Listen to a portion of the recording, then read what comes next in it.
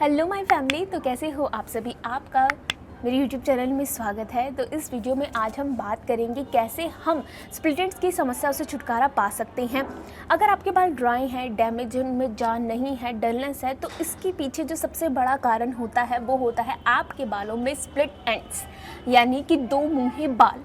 दो मुंहे बाल हमारे बालों की हेयर ग्रोथ को प्रमोट होने से रोकते हैं। सबसे बड़ा ऑब्स्टिकल्स आपके बालों में स्प्लिट एंड्स ही है, जिसकी वजह से आपके बाल लंबे नहीं हो पा रहे हैं। तो आज इसी वीडियो में मैं इस टॉपिक पर बात करूंगी कि कैसे हम स्प्लिट एंड्स से छुटकारा पा सकते हैं। चलिए फिर शुरुआत करते हैं। अगर हम स्प्लिट एंड्स की बात करें तो सबसे पहले हमें ये समझने की ज़रूरत है कि आखिर हमको स्प्लिट एंड्स होते ही क्यों हैं। आखिर क्या कारण है कि जिसकी वजह से हमें इतना स्प्लिट एंड्स हमारे बालों में देखने को मिलता है। अगर मैं अपने एक्सपीरियंस से बताऊं तो मुझे इसके पीछे 5 से 6 कारण लगते हैं। देखिए, जब भी मैं अपने ऑफिस के टाइम, यानी कि जब भी मैं बाहर जाती हूँ, तो मैंने ये एक कॉमन चीज़ देखी है कि लड़कियाँ ज़्यादातर अपने बालों को खुला छोड़ना ज़्यादा प्रेफर करती हैं।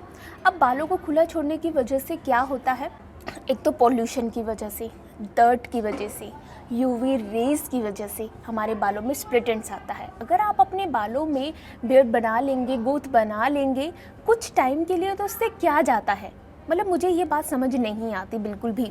अब बस में जाते हैं, बाल एक दूसरे से टकराते हैं, कोई लोग खींचते हैं, कभी कभार बस के अंदर भीड़ भी होती है, बाल खींचते हैं, उसकी वजह से भी काफ़ी ज़्यादा स्प्लिट एंड्स देखने को मिलता है। तो आप ये छोटी सी कॉमन समस्या है, या आपके अंदर अपने माइंड से आप सोचो कि अगर हमको कहीं जाना है, बाहर जाना है, तो आप अपने बालों को प्रोटेक्ट करके भी तो चल सकते हैं। अपने बालों में सन से प्रोटेक्शन पाने के लिए आप हेयर सीरम का यूज़ कर सकते हैं, अपने बालों को ढक के चल सकते हैं।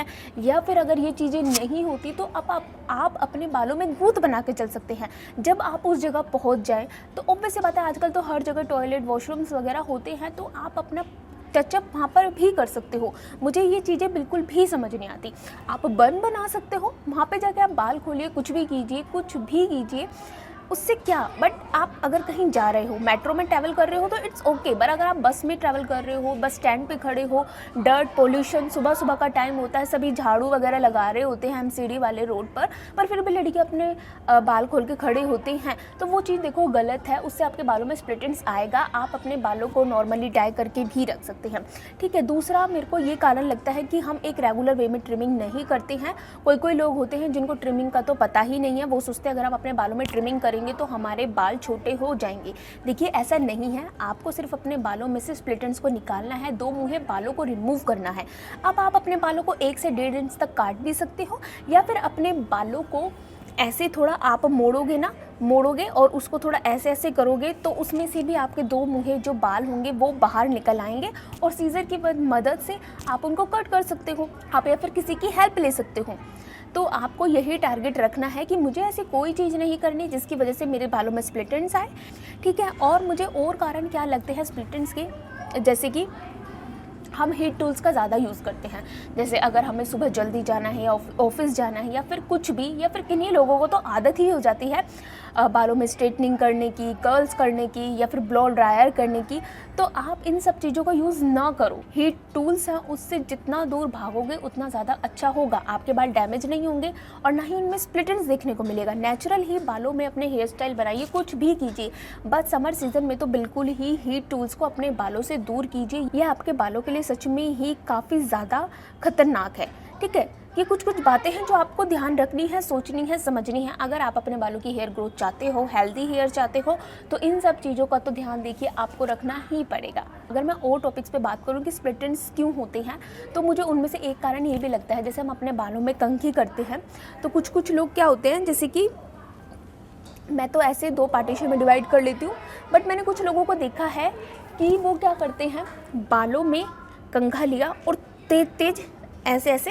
ऐसे करके सुलझाते हैं। तो वो चीज़ आपको नहीं करनी है अपने बालों के साथ। बिल्कुल प्यार से आपको अपने बालों को सुलझाना है, नीचे से ऊपर की तरफ आपको जाना है। कभी भी तेज हाथों से अपने बालों में कंघी नहीं करनी है। इससे हमारे बाल बीच में से टूटते हैं, फटते हैं, डैमेज आता है, उनमें बहुत ज़्यादा स्प्लिट एंड्स देखने को मिलता है। तो आपको ये चीज़ें बिल्कुल भी नहीं करनी है। Last but not the least, जो डैमेज होने के हमारे बालों का कारण है वो ये है कि हम सर धोने के बाद एक मोटे भारे तौलिए का यूज़ कर लेते हैं और बालों को आगे करके तौलिए को ऐसे करके और झट झट ऐसे करके बालों को मारते हैं, मतलब बालों को आगे किया, तौलिए को रोल किया, पानी को निकालने के लिए टॉवल को अपने बालों में तेज तेज से मारना।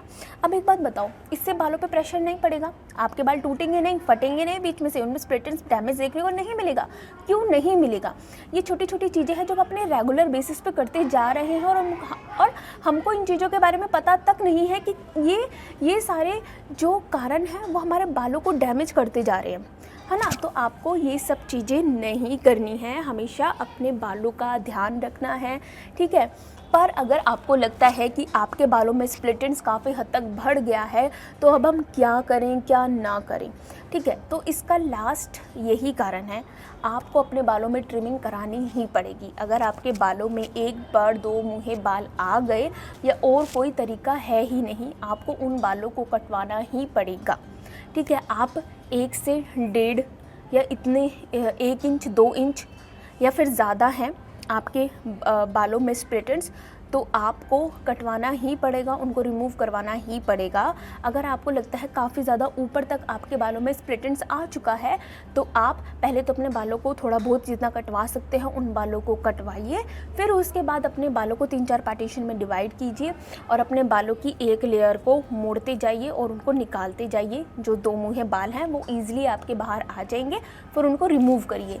ये प्रोसेस आपको 10 से 15 दिन करना है, तभी आपके बालों में से एक मोटा पार्ट स्प्लिट एंड्स का रिमूव होगा। अगर आप सोचेंगे कि एक दिन में ही मेरे बालों में से स्प्लिट एंड्स रिमूव हो जाए, वो कतई नहीं हो सकता, वो बिल्कुल भी नहीं हो सकता। आपको 5 से 10 मिनट का टाइम रेगुलर 10 दिन तक अपने बालों को देना होगा और अपने बालों में सेक्शन के थ्रू डिवाइड करके अपने बालों में ट्रिमिंग करनी ही पड़ेगी, ठीक है। अगर आपके बालों में स्प्लिट एंड्स कम है, सिर्फ नीचे नीचे हैं, तो सिर्फ नीचे से हेयर ट्रिमिंग करा लीजिए। अगर आपके बालों में ज़्यादा है स्प्लिट एंड्स, ऊपर ऊपर तक आ चुके हैं, तो आपको वही वाला मेथड यूज़ करना पड़ेगा, ठीक है। और मेरी लास्ट टिप आपसे यही है कि आप चाहते हो कि मेरे बालों में स्प्लिट एंड्स ना आए, तो प्लीज़ हेयर ऑयलिंग करना शुरू कर दीजिए। हेयर ऑयलिंग सच में एक प्रोटेक्टर का काम करता है, हमारे बालों को डैमेज होने से, उनको रूखे बेजान होने से और स्प्लिट एंड्स को आने से भी रोकता है। तो अगर आप हेयर ऑयलिंग नहीं करते तो हेयर ऑयलिंग करना शुरू कर दीजिए, ठीक है। तो ये मेरी कुछ टिप्स थी, ट्रिक्स थी, कुछ सुझाव थे, तो आप प्लीज़ ज़रूर इनको फॉलो कीजिएगा और मेरे चैनल को सब्सक्राइब करना बिल्कुल मत भूलिएगा और कमेंट करना भी बिल्कुल मत भूलिएगा। और मेरी बाकी वीडियोस भी आप देख सकते हो, जो हेयर ग्रोथ से DIY रेमेडीज़ वगैरह बहुत सारी वीडियोस हैं जो आपके बालों के लिए काफ़ी ज़्यादा हेल्पफुल हो सकती हैं। तो प्लीज़ जाके और वीडियोज़ को एक्सप्लोर कीजिएगा। सो मिलते हैं नेक्स्ट वीडियो में, till then bye bye and take care.